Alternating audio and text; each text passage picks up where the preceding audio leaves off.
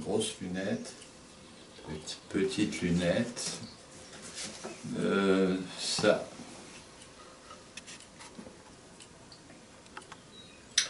Alors, comment dire, voilà, on voit une date, là, 1969, hier, c'est une banlieue parisienne, avec Y.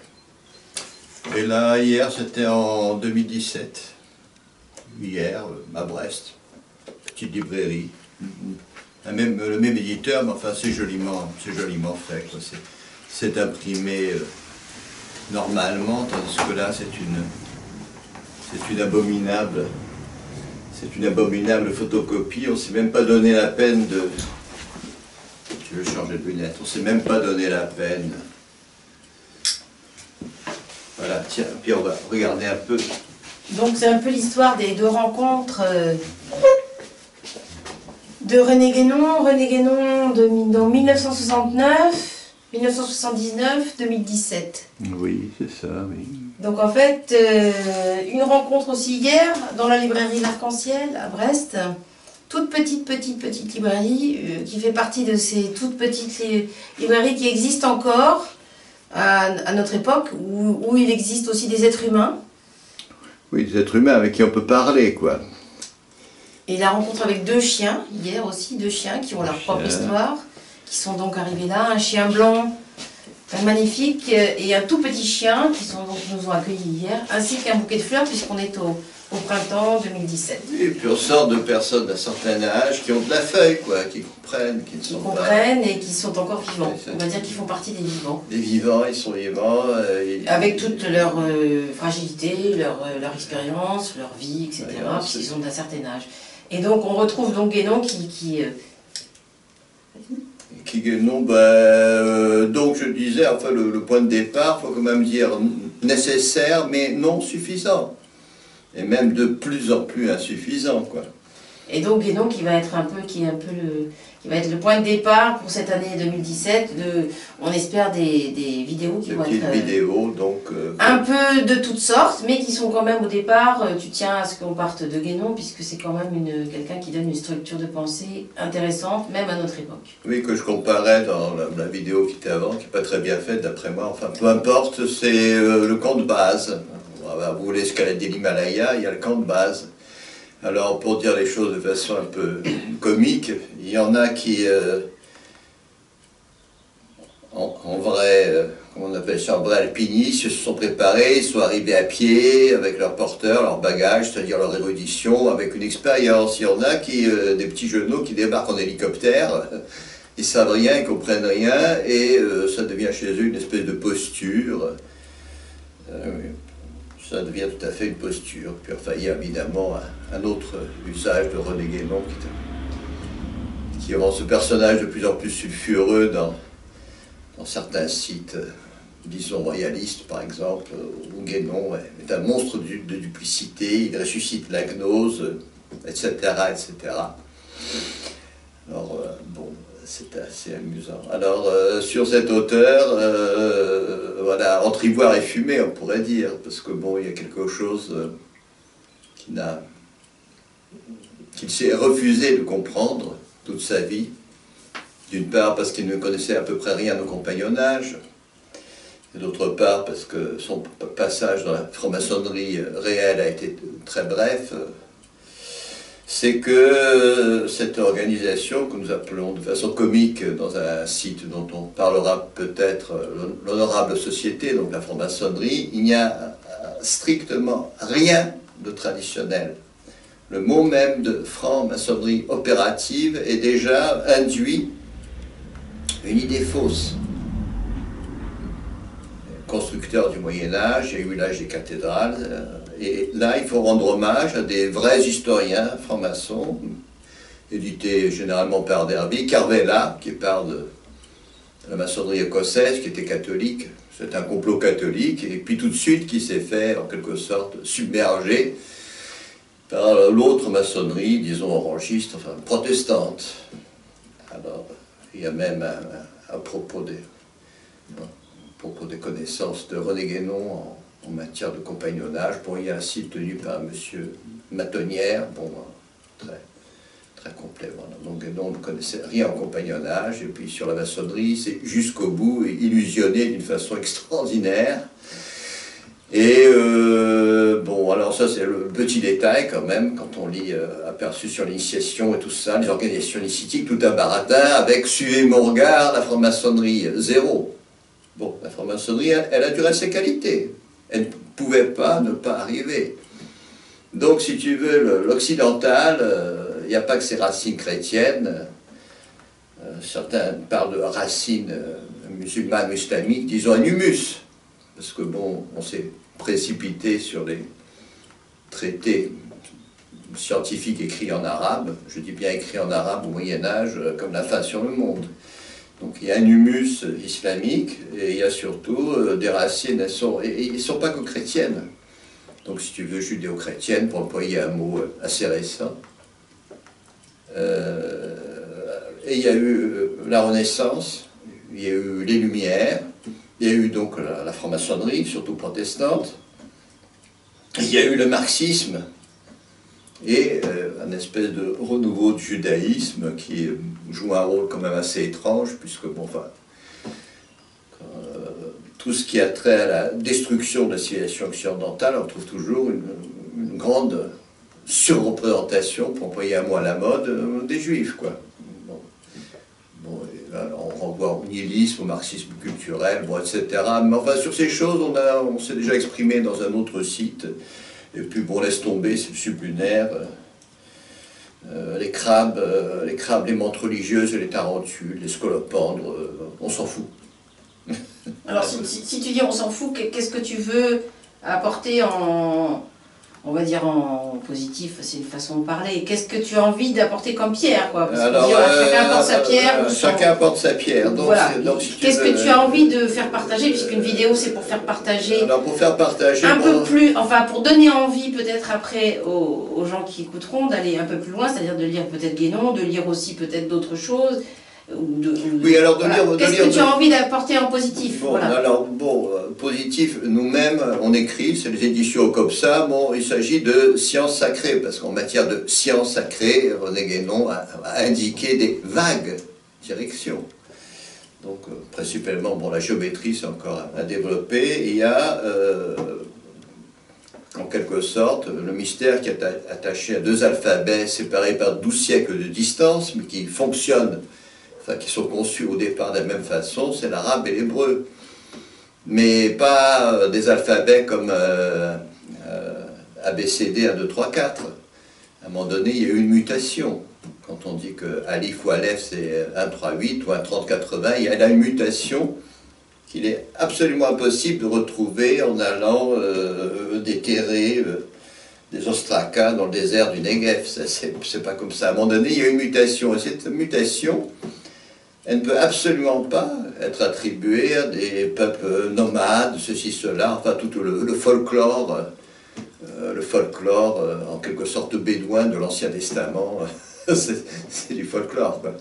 Il n'y a qu'une civilisation qui connaissait les mathématiques, la logique, l'architecture, qui a pu transformer ce qui était au départ des simples alphabets en quelque chose d'extrêmement complexe, dont ni les juifs ni les musulmans n'ont plus la clé. Ça, il faut le dire. Donc ça, mais ceci dit, il faut lire d'autres auteurs. Il faut lire d'autres auteurs. Par exemple, chez M.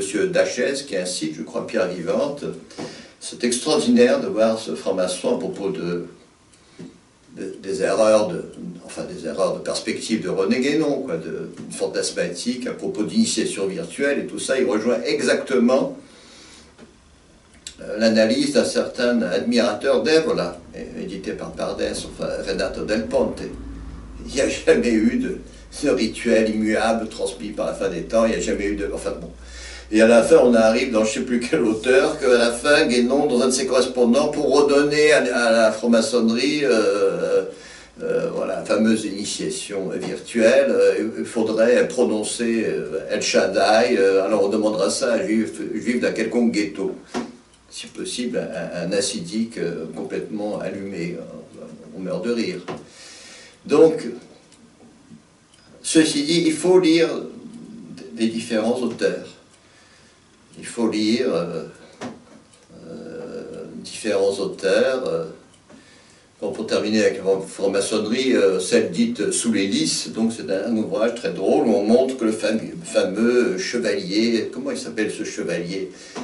Enfin, le chevalier de Ramsay, bon, c'était... il s'est mis dans les bons papiers des jésuites en lissant l'œuvre de Fénélon dans le bon sens. Il y a là une phrase d'une drôlerie extraordinaire. Bon, voilà, il y a ça. Alors par exemple, si on veut comprendre Guénon, il faut Tuillier, la grande implosion, donc l'histoire de la mentalité occidentale depuis le Moyen-Âge, donc du christianisme occidental, catholique puis protestant. Donc 5% de fiction et tout le reste, c'est une histoire des mentalités.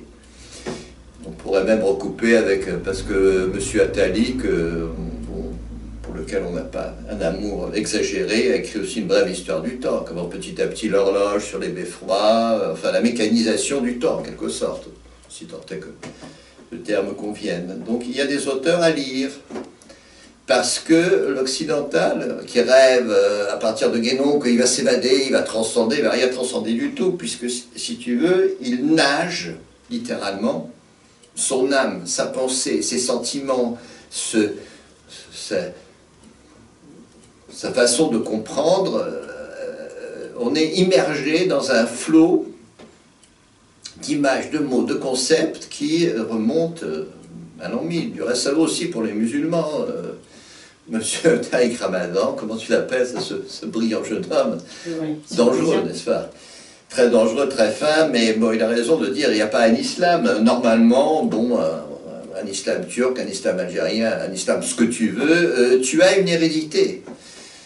Il y a aussi un concept bouddhique qui est très intéressant, qui s'appelle celui de l'âme réservoir, ou ancestrale, donc d'Odet, voilà. Ouais. Parmi les auteurs que je recommande, l'Hérédo et le monde des images. Ça, c'est du préparation au bouddhisme.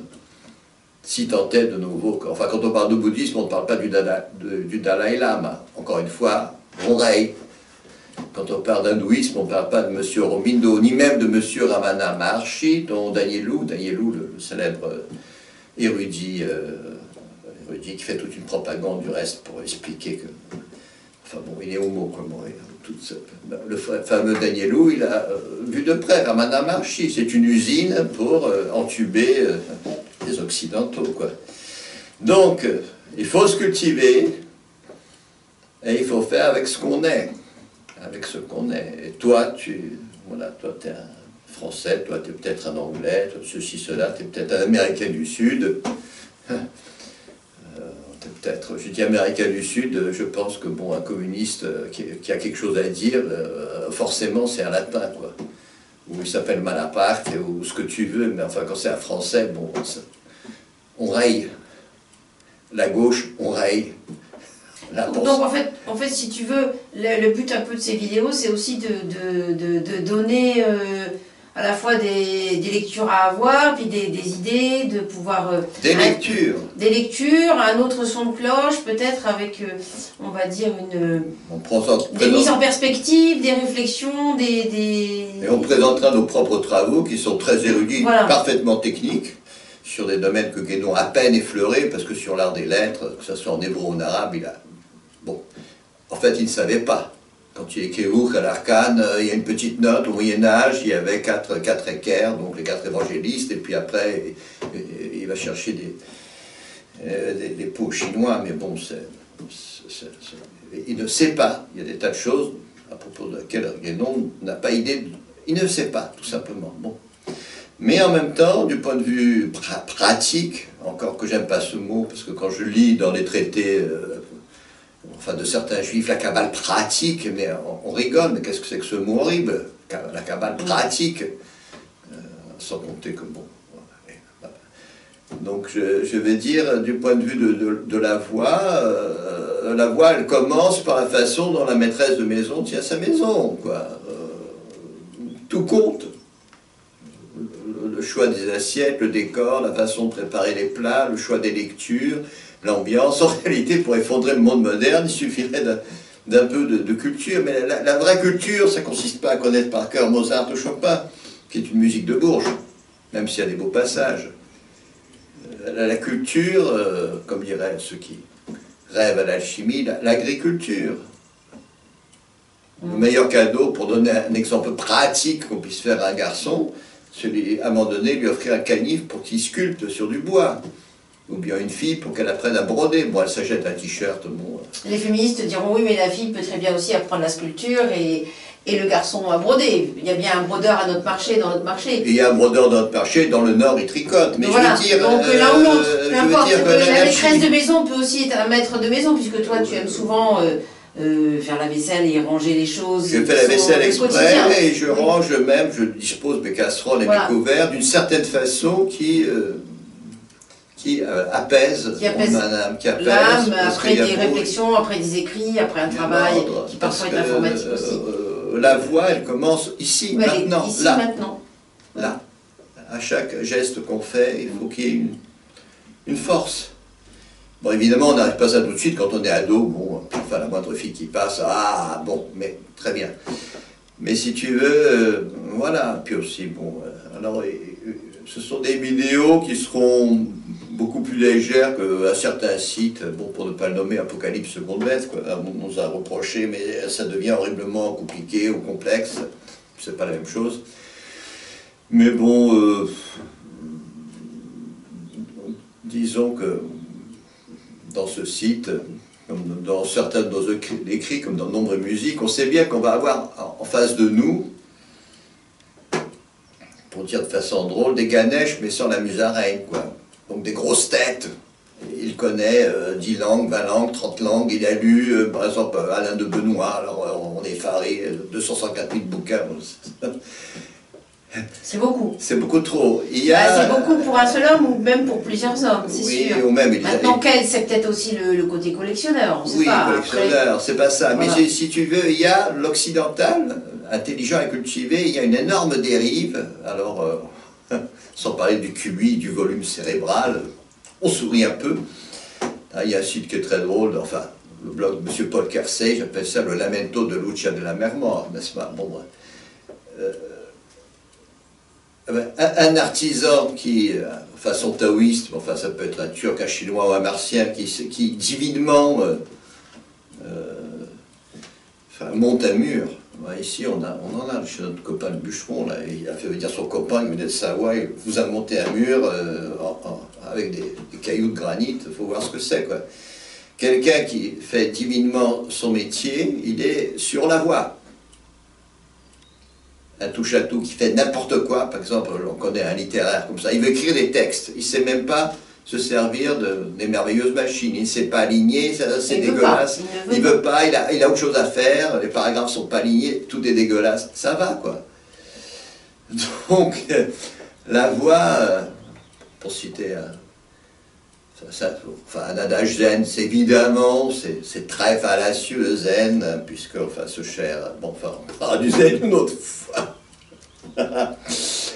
Il y a beaucoup de choses. La grande voie, elle est là, elle est là. Elle est là, c'est la grande route, à chaque instant, il y a quelque chose à faire.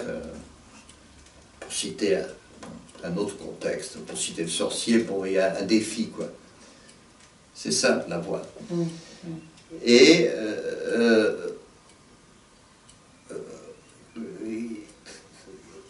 il y a tellement de choses. Voilà, il y a tellement de choses. On essaiera de faire peut-être par thème. Voilà, et là on essaie de s'exprimer librement, rapidement. Pour présenter un peu ce parce qu'évidemment on imite, on a regardé les vidéos de départ, on regarde celle évidemment de Soral, enfin, Soral versus Mélenchon, là on est à la veille des présidentielles, on rigolerait comme c'est des grandes gueules. On n'en sort plus quoi. Voilà, si tu veux. Je pense qu'après on définira des thèmes et puis on essaiera de s'y tenir, on essaiera, dans la mesure du possible, quoi, et puis de présenter aussi nos livres, je pense aussi, ça fera partie et de l'enseignement qu'on peut en tirer aussi. Oui, de ce qu'on peut en tirer. Qu'est-ce qu'on peut en tirer, parce que tu aimerais apporter cette pierre-là qui est quand même les livres que tu as écrits, qui font partie. Alors les livres que nous écrivons, donc éditions comme ça, ils sont quand même, bon d'abord, pour citer que nombre et musique, bon...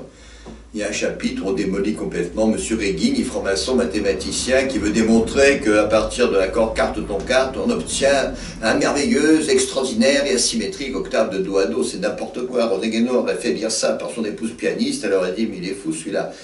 Fa, do, sol, ré, la, mi, si. Il y a cette note, on ne parle pas de do. Du reste, tout l'Occident, do. Ça veut dire je suis à côté de la plaque. C'est Ré, le centre de symétrie. Hein. Ré, parce qu'il y a 3 notes à gauche, 3 notes à droite. C'est un petit détail, mais ça va très loin, quoi. Donc il y a comme ça, c'est assez extraordinaire l'Occident en général. On découvre, on innove, on suscite une science dont les anciens n'avaient pas idée. Alors cette science, elle commence bien. Elle commence bien. Par exemple, en matière de linguistique, petit à petit, je crois que ça remonte à la Renaissance, et à certains célèbres érudits, je suis moi-même pas trop érudit, il a commencé à dire, vous voyez bien que dans la Bible, il y a tel passage qui révèle de telle époque, sauf d'autres de telle époque, bon, c'est intéressant. Et petit à petit, on arrive à cette monstruosité qui s'appelle la linguistique, le signifiant, le signifié, on meurt de rire. Et évidemment, on fait toujours l'hypothèse qu'avant les gens marchaient à 4 pattes. Et puis subitement, ils se sont aperçus que la Lune existait, puis ils ont compté sur leurs doigts. Oui, on part d'un point qu'on a choisi. Alors, tous les évolutionnistes, alors évidemment, c'est très facile de poser un évolutionniste, un créationniste, c'est-à-dire un baptiste ou un anabaptiste américain, qui est un autre genre de crétin, quoi. Mais bon... C'est un peu simpliste. Comme, ça s'appelle... vous lisez un peu Volkov, bon, voilà, on oppose par exemple un génie à un crétin, ou bien on fait dialoguer 2 crétins. Alors, voyez, on va pas y aller avec les dos de la cuillère, mais on va essayer d'y aller naturellement. Naturellement, parce que c'est amusant, parce que bon, le site, là, le site on l'a pas nommé, bon, Apocalypse Seconde Bête, si, ou un 8e roi. Nommé. Voilà, bon, il y a 400 articles, bon, ça commence à faire. Et puis c'est de l'écrit. Tandis que là, ce qui est amusant, là, quand on voit de tels... Enfin, on va tenter de le faire par... Quand on voit ce qu'on voit sur Internet, ben, on est tenté, mais nous aussi, on a envie de causer. Et ça va faire très mal. Voilà, ben, je crois que c'est bon, là.